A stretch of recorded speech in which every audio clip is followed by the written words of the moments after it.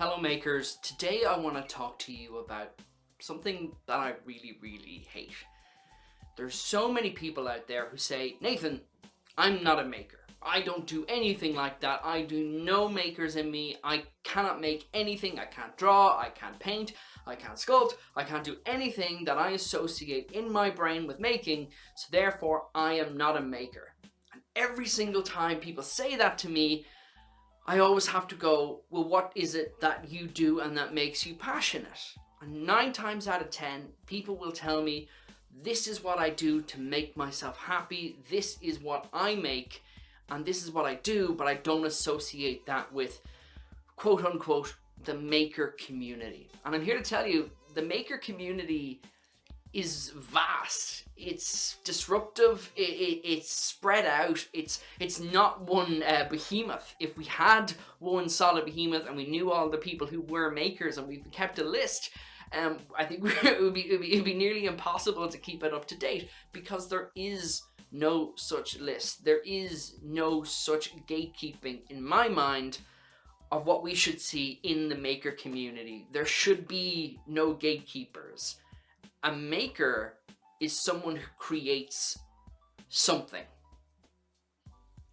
What that something is completely different depending on who you talk to. We talk to painters, we talk to blacksmiths, we have talked to every type of person. We're talking to glass makers soon, we're talking to sketch artists, we're talking to glass blowers, we're probably going to talk to mechanics, we're probably going to talk to a longboat maker, knife makers. I'm sure we'll even get to candlestick makers in the next couple of months. There are so many people who make things that are completely off the wall. I know a guy who makes things completely out of lollipop sticks. That person is a maker. I know someone who does Arduino and creates things out of code. In my mind, that person is a maker. In my mind, there are so many incredible people, bakers, seamstresses, people even working do yoga. I mean, you could literally include just about anything. And I think that's an important part of the maker community, is not to ever gatekeep the art of creativity, because that, in my mind, is an absolute crime. To tell people that, no, you do not fit my definition of what a maker is, and your creativity doesn't suit my needs, that to me and that whole concept have no place in any community that I want to be part of. When we talk to makers, especially when I've gone to a lot of events recently and I've talked to these makers, and they say things like, oh, I don't know if this is any good, and I don't know this, and I don't know that. And I always am struck by how good that is, of not knowing what it is, or not knowing how to do something. That is good news. That's great. That's brilliant. Not knowing what things are or how to do something is the first step to becoming good at something. You met a lot of people in your life, I certainly have, where people will come up to you and they tell you that they know everything and they're an expert in every subject, and they can recite Shakespeare, and they can also quote Churchill, or they can talk about religion and they'll go through every religion and they'll tell you you're wrong about every single opinion. They know how every laser printer works, how every 3D printer works, and they tell you they know everything about everything. And friends and family and makers, the people who say that almost always know nothing. An empty vessel makes the most noise. If you don't know how to do something, that's good. It's good not to know how to do things, because that's how you learn. I didn't learn how to do half the things I do because I didn't assume I did. I just went in and said, I don't know anything. Can you please teach me? And if you go to people and you ask them, can you teach me how to do something? People, by and large, will give you that time. I didn't know how to laser cut or make little tiny houses, but I got onto a guy in an Irish makerspace and I said, listen, can you teach me how laser cutting works? And he looked up at me and he looked at his watch, and he had time. He knew I was around there. He knew I was a nice enough guy, and he took the time and he showed me how to do that. I didn't know how to sew my robes together for my tech priest costume, but I got on to a lovely maker And she came in, she got out, she got out the sewing machine, she got out all the threads. I had the fabric already ready, and she measured me out and she showed me how to do it. But the most important part of it is I did it myself under her direction. And that's not cheating, that's learning. And that's the most important part that you want to take away from this. A maker is anyone who creates something. It's anyone who's putting their mind to be creative. And you should always look at whatever you're working on and think, am I making something? Am I being creative? And if you are welcome in the hypothetical community that is the maker community. And we are such a diverse group of people.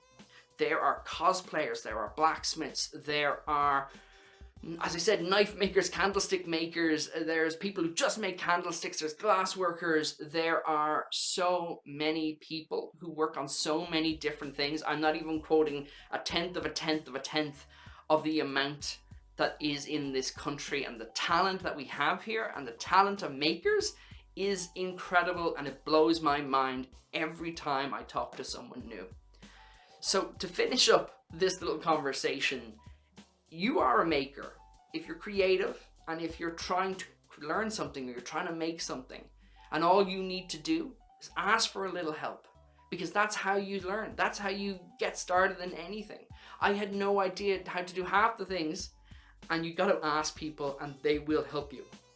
And if they don't, ask me and hopefully I'll be able to give you a hand. But that's what the community is all about. And if you're really, really stuck, we have a list of maker spaces hopefully going up on our website that you can go and you can join. They're pretty affordable, and there's people there who are super knowledgeable, and all they want to do is impart knowledge to you. So if you're sitting there and you're thinking, oh, am I a maker or not? All I'm going to say to you is, I personally believe that everyone is a maker and that people just need to be activated. Everyone has a degree of creativity in them that they simply need to act upon and have the confidence to be and to create and to do art or be a maker. And there's so many people who are crippled, really, really crippled from a creative perspective, because they feel that they are not good enough or they're not reaching a certain standard. And there's nothing worse to the creative spirit than the statement of, I'm not good enough, or I'm not as good as someone else. Because that's true. You're not as good as someone else, and that is okay. I'm not as good as half the people I know, and they're not half as good as the other people they know. There's very, very few people at the top of any game. And even them, they're always changing. There's very few champion of champions in this world. And those people that do get there, largely get there from dedicating their entire life to that. But you don't need to dedicate your entire life to something to give something a go and enjoy something. You don't need to be a master at every craft you go to. Sometimes it's good to just give it a bash. I never did wood turning before, and I did a class on it. I probably won't do it again anytime soon, but it was fun. I learned something new. Was I good at it? No. The teacher had to build and do half my thing for me because I nearly murdered the wood. But it was fun, and I enjoyed it, and I learned something, and I got talking to other makers. So sometimes you just need to have a little bit of self-confidence and belief in yourself to just start. There's a reason why so many people tell you to just start. It seems like backward advice and it doesn't make any sense. It's actually really, really good advice. It's the best advice you'll ever get. Sometimes you just need to put aside what your brain is telling you, put aside all the reasons why it won't work, and just give it a go. That's how you get good at anything. You just give it a go. And the first thing you'll make, 99% of the time, it's gonna be crap. Sorry to level with you, it's not gonna be amazing. And that's okay, because it means that when you get a little bit better at it, you can look back at it and go, oh my God, I've come so far. But if you never even try something, and you never fail, and you never make a muck out of something, how will you ever get to that point where you can look back and show your development? Practice, practice, practice, giving something a go, just trying and applying yourself that will give you so much confidence that it will make you into the maker that I know you are. So take that away from here today. You can be a maker. You just need that little bit of self-confidence. You need that little bit of belief in yourself that you can muck things up and you can still be brilliant. And as I said before, all makers are makers. Creative people far and wide around this country and across the world, we are all makers and we are all creative people. If you keep that in mind, you will do great and you are going to get on with so many wonderful people. Guys, I'm Nathan Wheeler, the host of the Irish Maker podcast. This has been something a little bit different, but I hope to do a couple more of them. Guys, keep making.